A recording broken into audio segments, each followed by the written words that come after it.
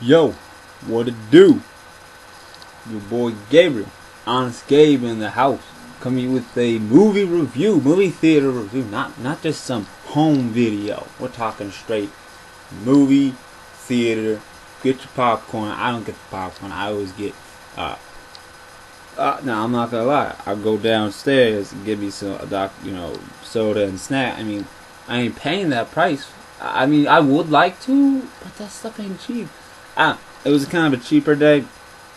When I be rolling in them Benjis, man, I'll be getting that a little nice. I'll pay them. I'll support the movies.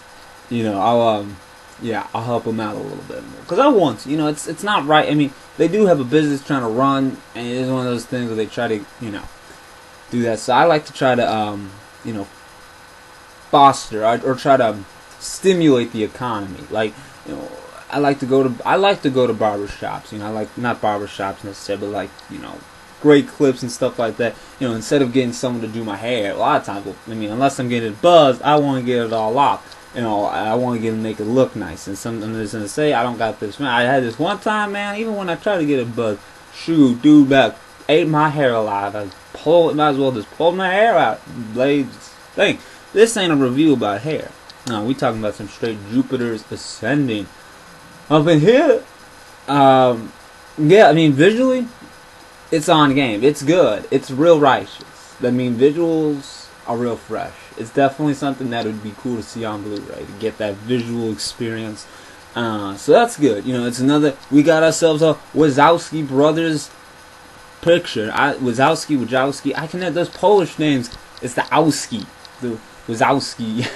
It's cool to see brothers, two brothers being able to do something like that.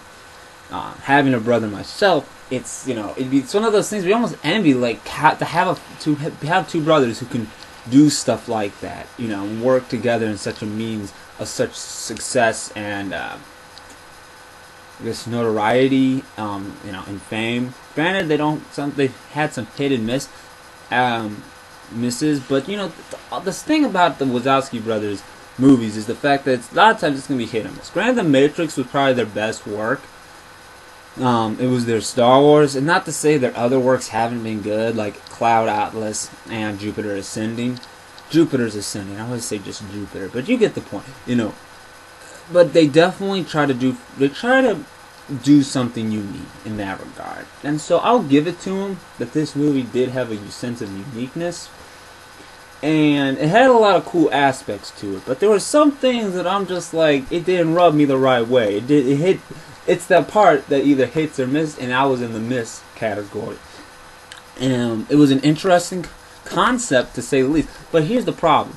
Now, and I hate this when you see a trailer, and you're like, oh, it's gonna be one thing, and you go to the movie, and it's like not that at all. Because here's the thing, you go one movie. Now, granted, this movie was good. Pretty good. It was one of those artsy. It was Garden State, I think it was. Now, granted, really, the trailer didn't even tell you much. It was just you almost would have thought it was like a music video or some sort of thing like that, because it just doesn't give you any aspect of what's going on. Because when you watch the movie, you're like, oh, did not get that at all from the trailer. Now, granted, that's not necessarily the case with Jupiter's Ascending, because with Jupiter's Ascending, I was under the assumption that it would be different.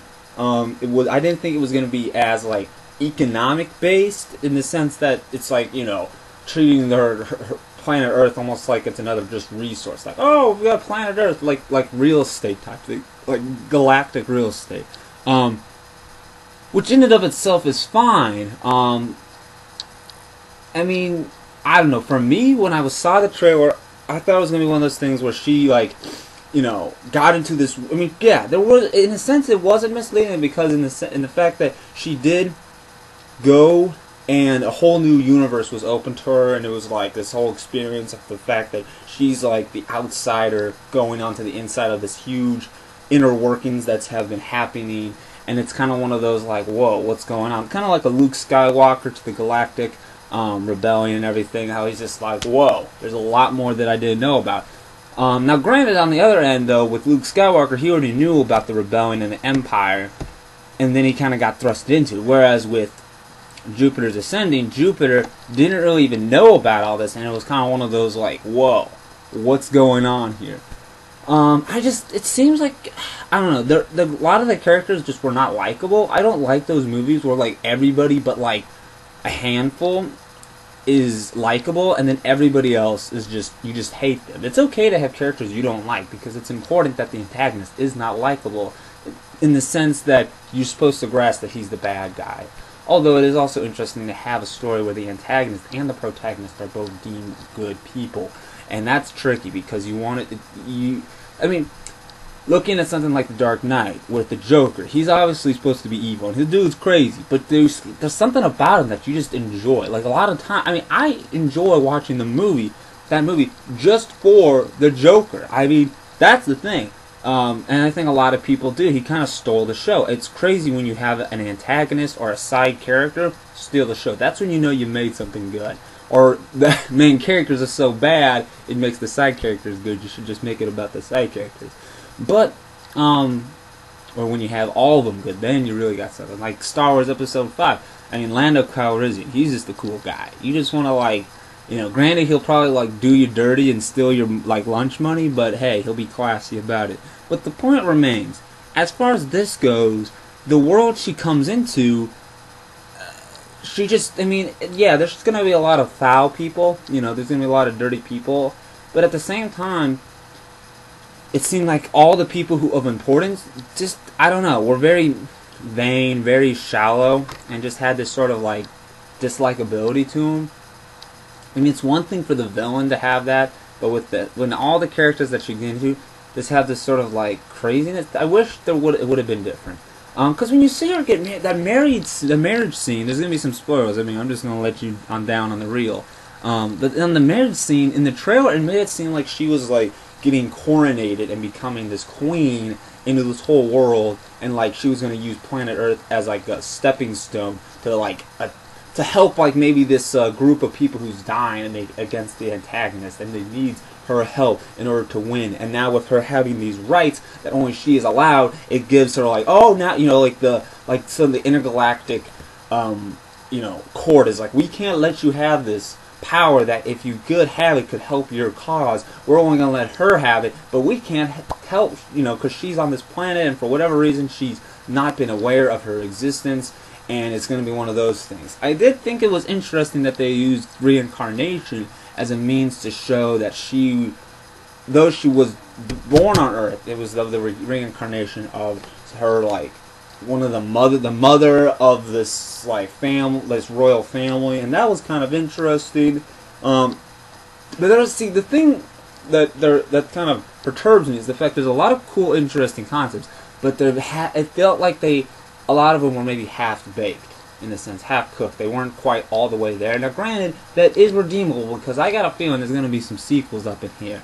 It's put up in a way that could definitely support sequels, and lesser movies have been given sequels in the regard that lesser movies that haven't shown that they'll need a sequel. They're just like, oh, I mean, I got love for Star Wars, but in all reality, Episode 4 didn't necessarily lead to Episode 5 in a way that was like, oh yeah, there's totally going to be a sequel. Now, not to say that George Lucas didn't plan to have more movies, but the point does remain, he took one of those kind of safer routes that's like, oh, you know, if it didn't work out, we can just end it there, but if it does, oh hey, there's a solo universe, which is fine, because I love Star Wars. But the point remains, it definitely sets it up to where there could definitely be a sequel, which is fine, because I like that.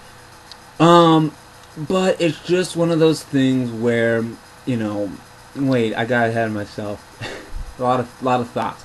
But the thing is, when you look at the, you know, some of this concepts, it doesn't quite make sense, and it seems like I mean, granted, it's cool when you have concepts that you kind of just throw in there that you know, because people aren't going to try to explain things to other people when it's like, you don't have to explain what a hamburger is to your best bud down the street, because you know what that is. You don't, so you would just talk about it in more of a common sense. Whereas, you know, so they're going to talk about things that you know, in a way that we might not understand, but they do, because that would make sense. But at the same time, it helps when we can get an idea. There's a lot of sci-fi jargon. You got to be prepared for that, and it can kind of get a bit jarring, because you get a bit lost at times. You're like, whew. what is going on, man? I mean, like, granted, you kind of say that when they say this all fancy stuff, it's like the basic thing is it lets me fly or it lets me do this or that. But at the same time, when it's so integral into the conversations and the dialogue and the story, it tends to be, it gets lost in translation, so to speak. And because of that, I think it kind of hurts it.